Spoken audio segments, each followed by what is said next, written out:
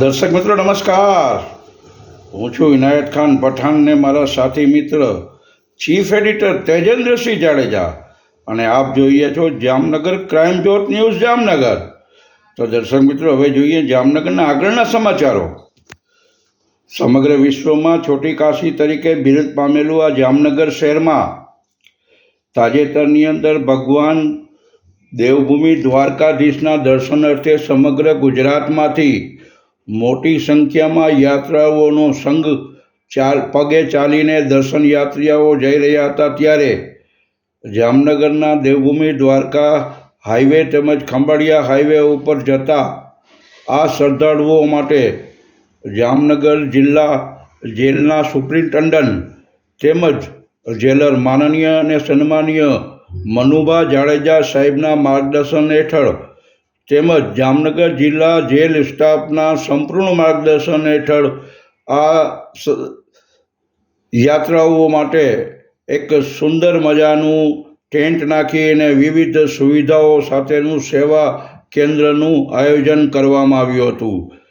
તો દર્શક મિત્રો, જામનગર જિલ્લા જેલ સ્ટાફ તેમજ માનનીય મનુભા જાડેજા સુપ્રિન્ટેન્ડન્ટ સાહેબના માર્ગદર્શન હેઠળ જે યાત્રાએ જતા દેવભૂમિ દ્વારકાના દર્શન કરવા જતા યાત્રાઓ માટે આ ટેન્ટની અંદર 3 ટાઈમ જમવાના સાથે આરોગ્યની સુવિધા, મેડિકલ કેમ્પ તેમજ પાણી અને અન્ય સુવિધાઓ સાથેની વ્યવસ્થા, સેવાકીય કાર્ય કરવામાં આવ્યું હતું, જેનું મોટી સંખ્યામાં દ્વારકાધીશ જતા શ્રદ્ધાળુઓ અને યાત્રીઓએ ભાગ લીધો હતો. આ સંપૂર્ણ આયોજનની અંદર જામનગર જેલના ઇન્ચાર્જ સુપ્રિન્ટેન્ડન્ટ તેમજ જેલર મનુભા જાડેજા સાહેબના માર્ગદર્શન હેઠળ કરવામાં આવ્યું હતું.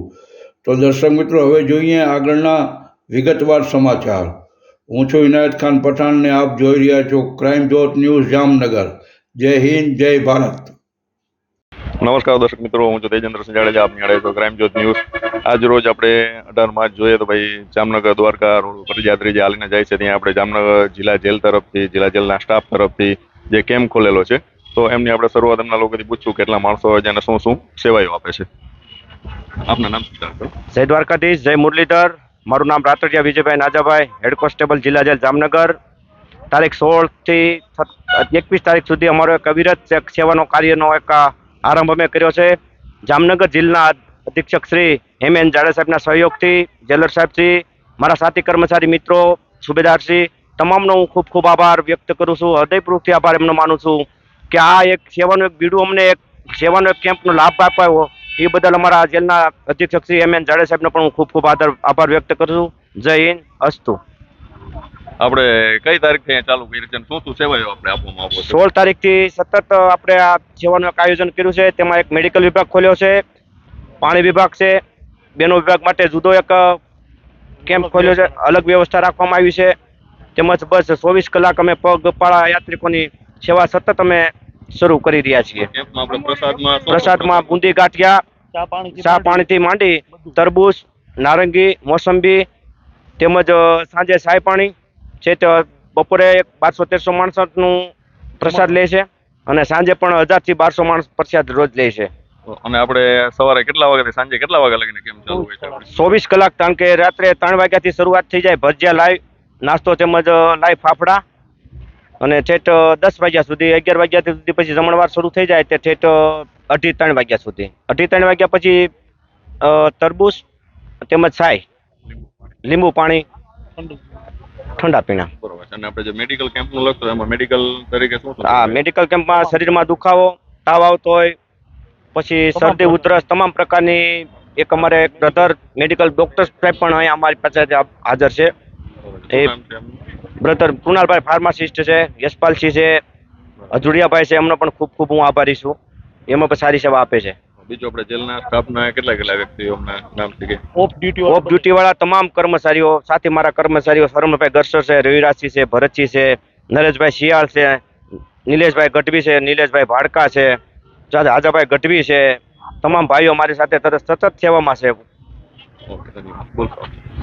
આ 16 તારીખથી 21 તારીખનું આયોજન કરેલું છે મહાકેમ્પ. આપણે જિલ્લા જેલ જામનગર તરફથી તમામ સ્ટાફ મિત્રો સાથ સહકાર આપી અને આ એક આયોજન કરેલું છે, જે અમે 16 તારીખથી 21 તારીખ લગ્ન કર્યું છે, જેમાં સવારે ચા પાણીથી માંડી અને તમામ પ્રકારની યાત્રાળુઓને સુવિધા આપવામાં આવે છે. સવારે ચા આપીએ, લાઈવ નાસ્તો ચાલુ હોય, પછી થોડો તડકો થાય એટલે ઠંડા પીણા ચાલુ કરી દઈએ લાઈવ. કોઈ યાત્રાળુઓને નુકસાન કરે એવું પણ નહીં. લીંબુ પાણી એવું બધું, તરબૂચ, જે યાત્રીઓને પાણી ના ઘટે જેથી કરીને યાત્રાળુ ચાલી શકે, કોઈ યાત્રાળુઓને શરીરમાં પાણી ના ઘટે એવી સુવિધા અમે પૂરી પાડીએ છીએ. અને તમામ પ્રકારનું મેડિકલ સુવિધા છે. બપોરે જમવાની વ્યવસ્થા રાખી છે, મહાપ્રસાદનું આયોજન. સાંજે પણ 1000-1200 માણસ બપોરે જમે છે, 1000-1200 માણસ 1500 માણસ સાંજના જમે છે. અને ભાઈઓનું રહેવાનું અલગ વ્યવસ્થા કરેલી છે, બહેનોની પણ અલગ વ્યવસ્થા કરેલી છે. અમે 600 થી 700 ગાડલા નાખ્યા છે, ઓશિકા, ઓછાળ બધું પાથર્યું છે. અને તમામ પ્રકારની સુવિધા આપીએ છીએ. પંખા પણ નાખ્યા છે, જેથી યાત્રાળુઓને મચ્છર પણ ન કવડે. બધી વ્યવસ્થા રાખી છે. બસ, જય હિન્દ. અંદાજે આપણે 24 કલાકમાં કેટલી પબ્લિક નો અવર જવર કે આમ થતું હશે અહીંથી? 5 થી 6000 પબ્લિક બપોરથી સાંજ લગનમાં 5 થી 6000 પબ્લિક નીકળે છે. 10-15 હજાર પબ્લિક સવારથી લઈને સાંજ લગન જે પ્રસાદીનો લાભ લે છે. ઓકે, ધન્યવાદ. તમારું નામ સ્ટાર્ટ કરો. જય દ્વારકાધીશ. મારું નામ કાજલબેન ગરચર છે. અમે જિલ્લા જેલથી આવીએ છીએ. બધી બહેનો અહીં સેવા કરીએ છીએ, લોટલા કરીએ, બધું કામ વાસણ બધી રીતે. કેટલા અંદાજે બપોરના સમયને આપણે જમણવારનો પ્રસાદનો ગણીએ તો કેટલા અંદાજે રોટલા બનાવો ને કેટલી રોટલી બનાવો? 500-700 લોટલા લોટલી બધું બનાવીએ છીએ. બરોબર છે. અને કઈ રીતે પ્રસાદ કઈ રીતે બધાને અહીંયા તમે વિતરણ કરો છો? કઈ અમે રીતે? બનાવીએ, અમારા જેલ સ્ટાફના ભાઈઓ બધા વિતરણ કરે છે. બરોબર છે. બધું શાક, લોટલા, સંભારા બધું રાખીએ છે, છાશ, દૂધ બધું. બરોબર છે. બપોરના ટાઈમે સાંજના ટાઈમે શું પછી પ્રસાદ શું સાંજે ખીચડી ને એવું બધું સાદું રાખે, લોટલા, શાક ને એવું અંદાજે કેટલો ખીચડીનો જથ્થો કેટલો કઈ રીતે કઈ? કરે છે. 50-60 કિલો જથ્થો હોય જ છે બધું સ્ટાફ. પછી આપણે બપોરના જેમ કે ભાઈ કીધું તરબૂચ ને એમાં એ કઈ રીતે? તરબૂચ, સરબત બધું રાખે છે ભાઈઓ.